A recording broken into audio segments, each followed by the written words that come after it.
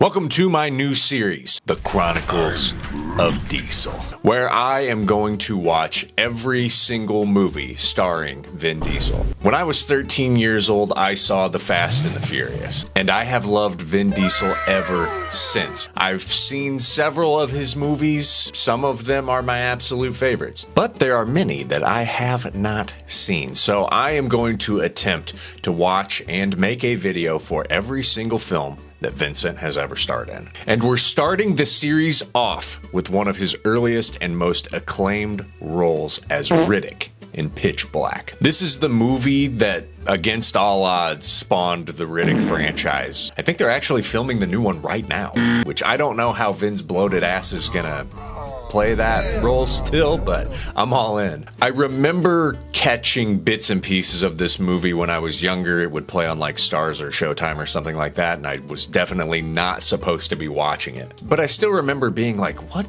the hell is this thing? Like, it just seemed so different. But let's quit wasting time and daylight and watch Pitch Black. We see a spaceship. It's hurtling through the void of space. Vin Diesel is aboard. He's locked up. He's telling us that the crew, there's about 40 in total, they're all in cryo sleep. There's an Arab guy and a woman and some settlers and blah, blah, blah. All I know is he's a prisoner on a ship, and he is the only one that's awake right now. When suddenly, some projectiles pierce through the ship's hull. The ship's captain takes some hits and he dies.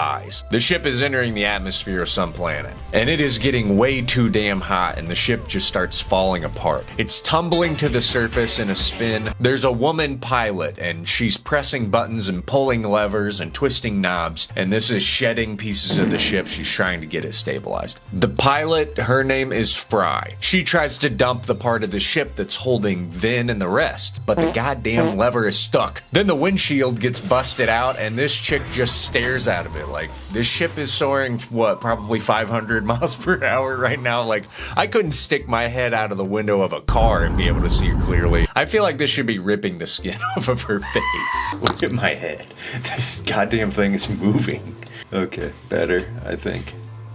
The ship starts disintegrating as it hits the ground. The crew is getting thrown around the interior like a bunch of Muppets. The guy that's in charge of Riddick, Vin Diesel's name in this movie is Riddick, if you didn't know. The guy who's in charge of him, his name is Johns. He's some kind of like space cop or bounty hunter or something. He sees that Riddick is out of his cage and he's like, oh no, and he goes to find him, and then Riddick tries to choke him out with his feet handcuffs, but it doesn't work out too well. The rest of the crew is assessing the damage. One guy's got a piece of metal through his chest. They tie Riddick up inside the ship before they head outside to check out, like, you know, what's going on? Where are we at? What is this planet? This planet is a barren wasteland, and the exposure is set way too high on the camera. Everybody's thanking Fry like, hey, good job on not getting us all killed. She's like the intergalactic version of Sully. Riddick dislocates his arms and he gets his cuffs over his head, and then he grabs some kind of, I don't know what this is, a dentist tool? I think it's a blowtorch. Johns finds his shackles in the desert, and then everybody starts gathering up their weapons and they gear up to go hunt him down. Riddick is clearly super dangerous. Also, what's the timeline here? Like, we have interstellar travel, but everybody is dressed like it's the year 2000. Riddick's in a goddamn wife beater. Am I to believe that fashion hasn't changed at all this far into the future? Or maybe it's like we're fashion cyclical, like, you know, it all comes back around. Everybody in the future's like, oh, I love the fashion of the 2000s. It's so chic. Oh, these? Thanks. They're called Wranglers. They find out that this planet has 3 suns, and the sun must never set here, I guess. Doesn't really apply to Riddick, though, because the sun never sets on a badass. We see Riddick watching them, but they haven't found him yet. They spot some trees. Trees means water. They get closer, and it's just a giant boneyard. Johns is intensely moving through all of the skeletons looking for Riddick. And he's right behind me, isn't he? Him and Fry have a swig and a conversation about how she didn't pull the lever. Riddick is right behind her, mixed into some bones. How they don't see him, I have no idea. It looks like he's about to stab her, but then he just cuts off a lock of her hair, and then he smells it. He's real freaky. The group finds an old abandoned outpost. There's a bunch of water equipment and solar-powered stuff. Fry's Sarah Connor looking ass ends up finding an old ship. Ogilvy, he's an antiques dealer. He hears a noise, and they think that it's Riddick outside. This chick named Shaza, she goes to swing, and it's just some other guy. And they're like, oh, gee, sorry, some other guy. And then bam, bam, bam, some other guy shoots him in the back. His name is Zeke, and he's like, ah, shit, I thought it was Riddick. He's right behind me, isn't he? He goes to bury the guy in a little cave, and then something sneaks up and devours him. Shaza runs over, and there's blood everywhere, and Riddick everywhere. He runs off, Johns trips him, they take his sunglasses off, and he has trouble seeing without his sunglasses. They think that he did all of this to Zeke. They lock him back up. Fry comes in and asks what happened. He's like, you're all afraid of me, but I'm the least of your worries now. She's like, let me see your eyes. He's like, come on, come a little closer, baby. And then he intensely shows her his pretty normal looking eyes, except they're like white and glowing in the middle. There's this punky teen on board named Jack, and Jack is like, hell yeah, this guy is really cool. His eyes are like that because he spent a long time in a prison without sunlight, and then he had some doctor do surgery so that he could see a lot better in the dark. He's like, I didn't kill Zeke, you need to look a little bit deeper into that hole. So they head back, and Fry starts digging. This leads her into an underground little tunnel network, and then there's some creepy crawly stuff moving around inside. And it's right behind her, isn't it? And then she finds the severed foot of an Australian man. And now the creepy crawlers are all around her. And as if this movie was not assaulting your senses enough with the intense filters and rapid blur zooms and cuts, now we are stretching the image. I can't, good God, I can't see shit.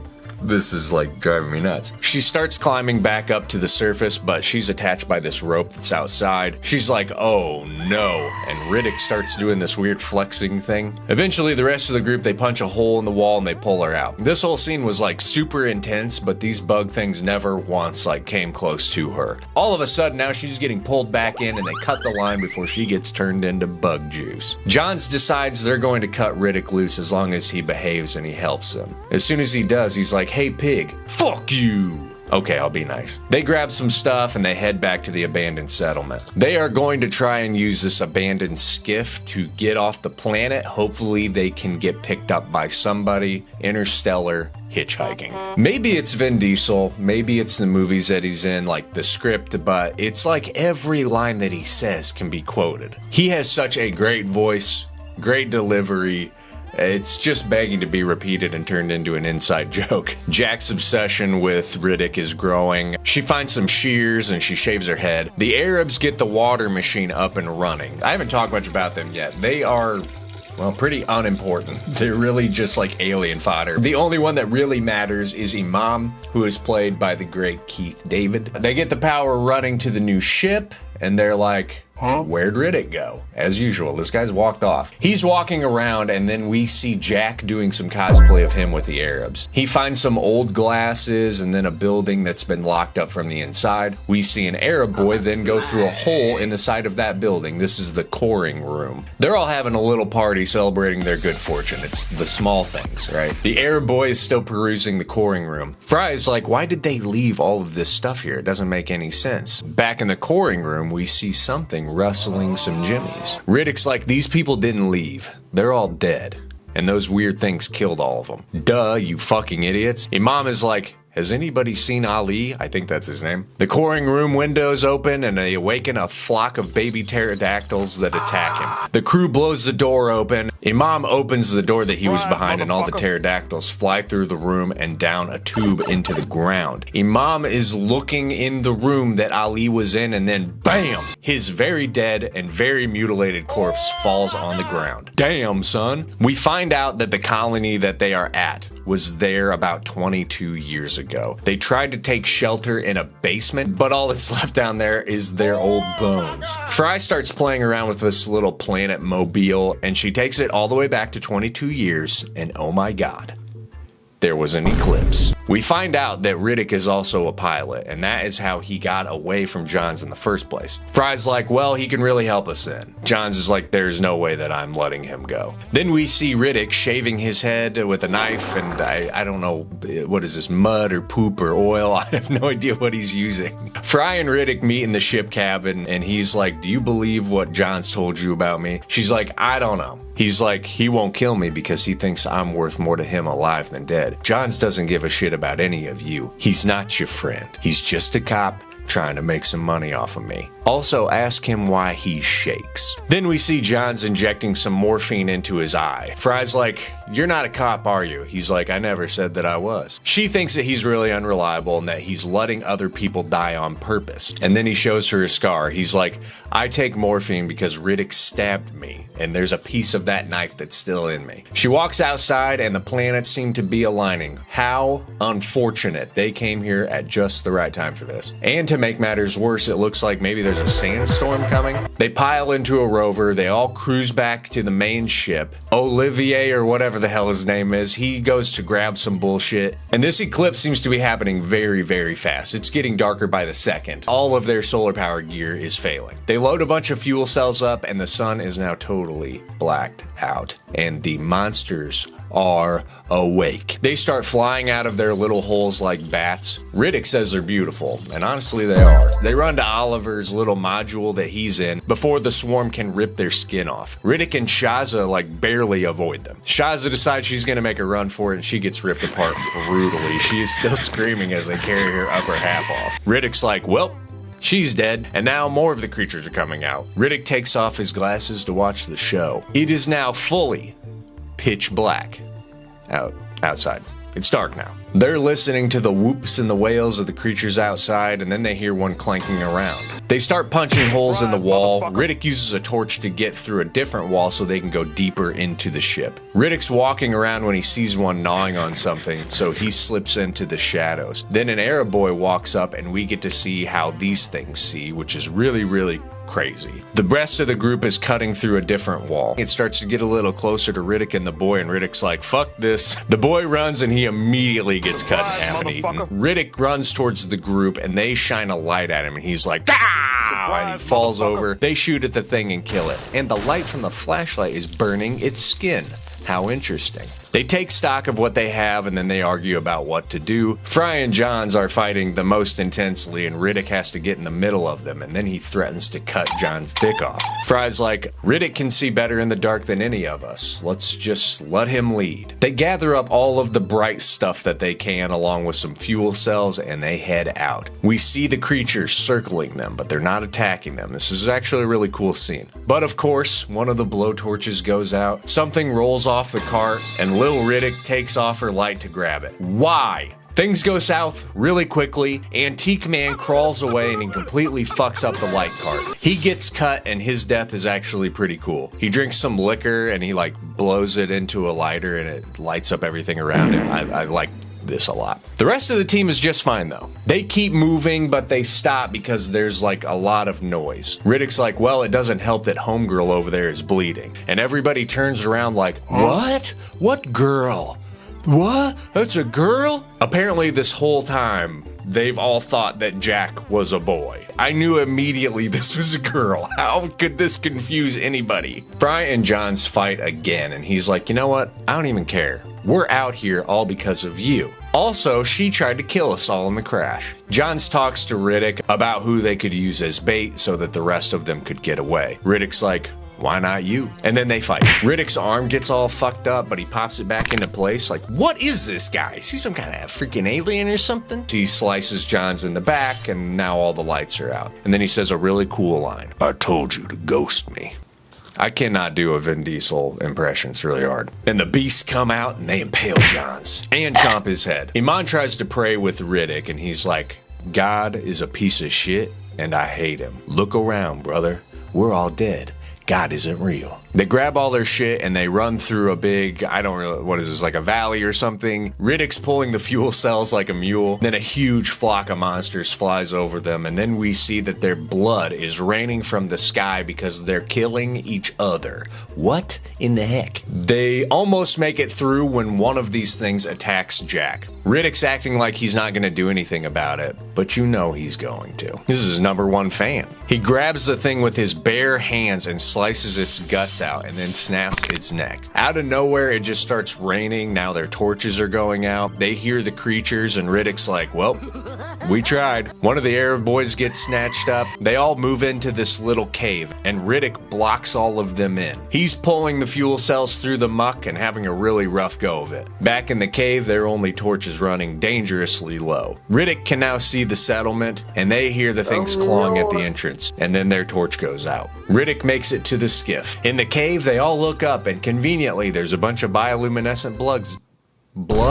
There's a bunch of bioluminescent bugs everywhere. Riddick gets the skiff powered up as the rest of them start putting all these glowworms into their torch bottle. Riddick closes the door to leave, and we see that Fry has left the cave and she sees that the ship is on. Jack and Imam are still back in the cave, and the bugs are beating the door down. Fry gets in front of the skiff and he opens up the door. She's like, don't you want to be a good guy? He's like, nah, come with me, baby. We can be space lovers. I'll leave you here. I do not care. She's like, no, I can't. He's like, come on, get on the ship. When they hear some bugs off in the distance. Fry has a flashback to the beginning and she just goes completely primal. She knocks him down and she's like, I'm in charge. And then she asks her if she'd die for them. She's like, yes. And he's like, huh.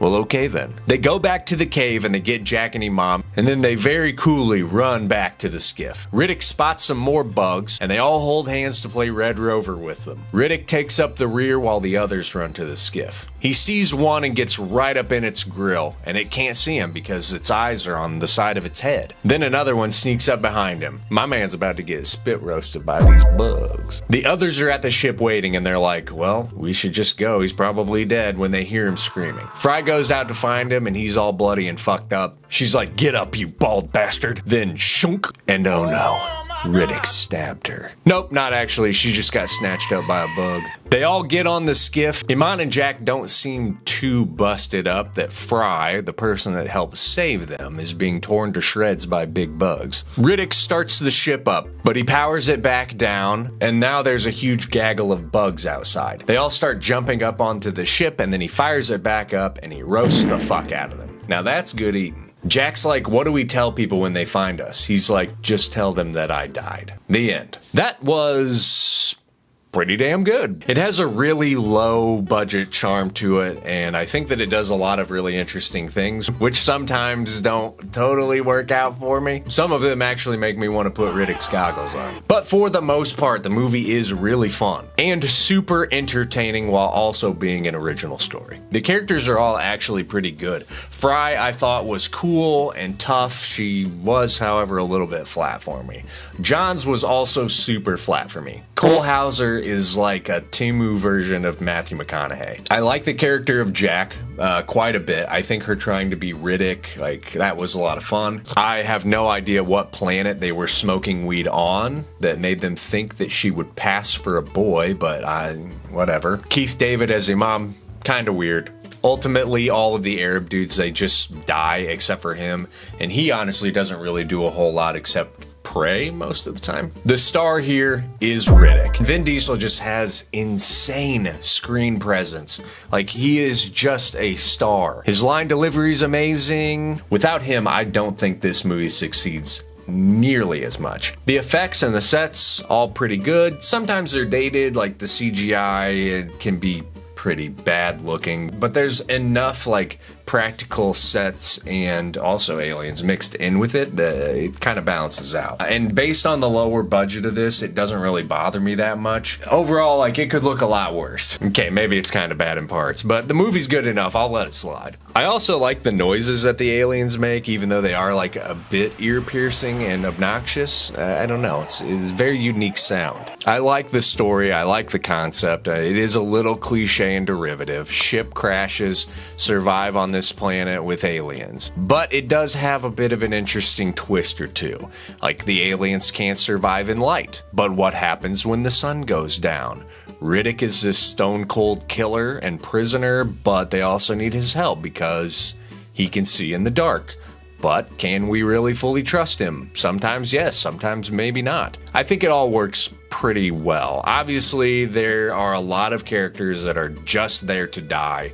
Many of the characters don't have any development or arcs to make you care about them at all, but honestly, you don't really need to. The tension and the action are really great. It is super suspenseful, and it can be really funny. There's a lot of really great lines in this movie. The alien design itself, it's fine. They're very similar to Xenomorphs or like Starship Troopers, kind of like a mashup between the two. I don't know, I didn't find them to be super unique. I read that the original concept of this was that they were supposed to be ghosts. Space ghosts?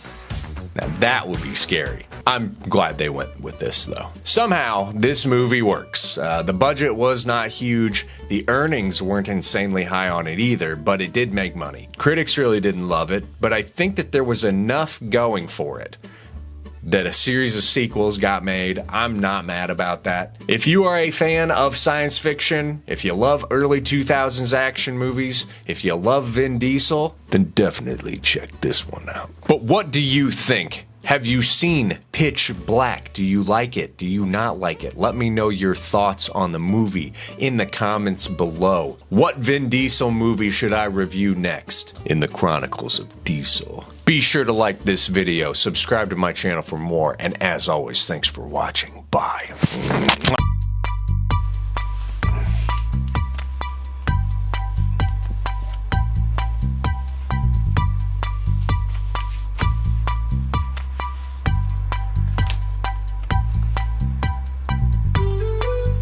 Do I look like him? I just look like a swimmer.